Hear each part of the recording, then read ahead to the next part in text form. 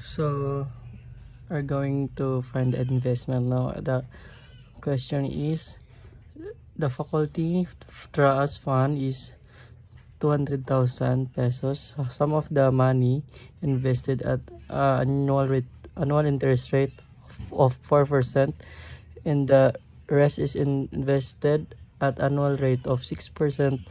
If the income from both investments is 9,600 a year, how much is invested at each rate? So in my case now, I will maghimo lang ko og column for base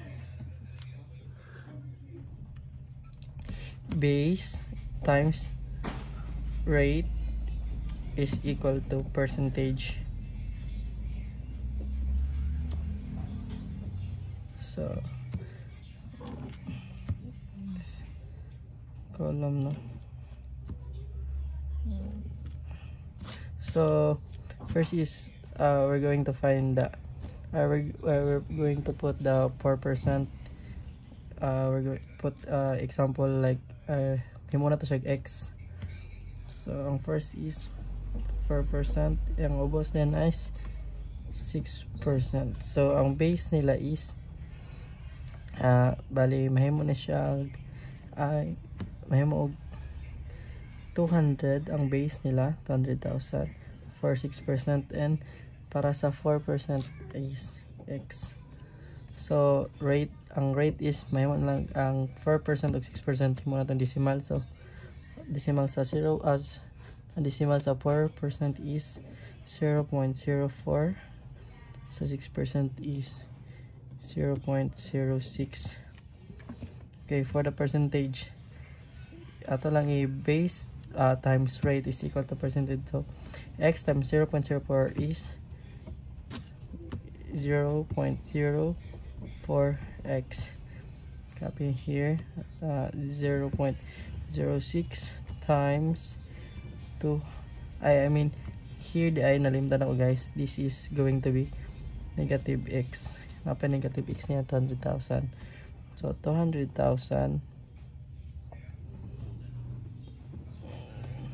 times minus x. So nakuha na nato ang base rate and percentage. So next is kuha na to ang ilang decimal points. So para sa 4% is 0.04, and ang rate sa 6% is 0.06, and so i-copy lang nato ang percentage, you know. So 0.04x plus 0.06 times 200,000 and minus x is equal to ang values ang from both investment is 9,600. So para mawala ning duha ka decimal no, 0.06 ni siya no, sakto 0.06. So para mawala na siya duha ka decimal, times na to sa into 100. So 100 times 0.04 is 100 times 0.04x is 4x. Tapos 100 times 0.06 is 6 plus 6. Tapos okay, copy lang na I mean i-times na to ang 6 times 200,000 is equal to 1,200,000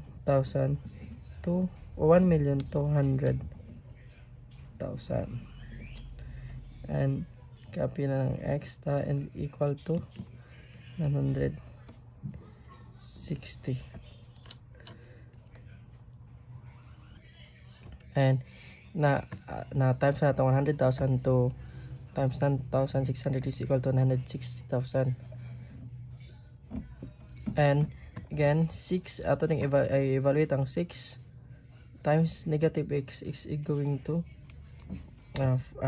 4x plus 6 times 200 is distribute na to. 6 times 200 is 200,000 is 1,200,000. Tapos 6 times minus x is 6. Negative 6x is equal to 60,000. So na atong value sa okay, let's ano yung mga decimal, no? Ang 6 tapos 4x, so negative ang 6, so it would be negative 2x. Tapos 1 million i-distribute dito sa pikas equal, so positive man siya dire, may mo siyang negative 1,200,000 and plus 160,000. Okay, maggamit so ato lang ning subtract ang negative 1,200,000 plus 960,000 is 240,000. So para makuha na to ang value sa 4% is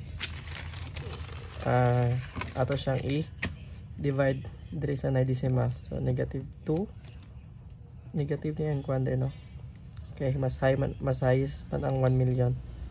So divide negative 2, cancel out, answer would be positive kay positive na siya kay negative divide negative is positive 120,000. So our 4% is 120,000. So how do we find the 6%? Ato lang subtract ang value sa 120,000 sa investment rate is 9,600, which is here. So minus 9,600, the answer would be in the 6% is 80,000. So that's all our equation for investment. Thank you.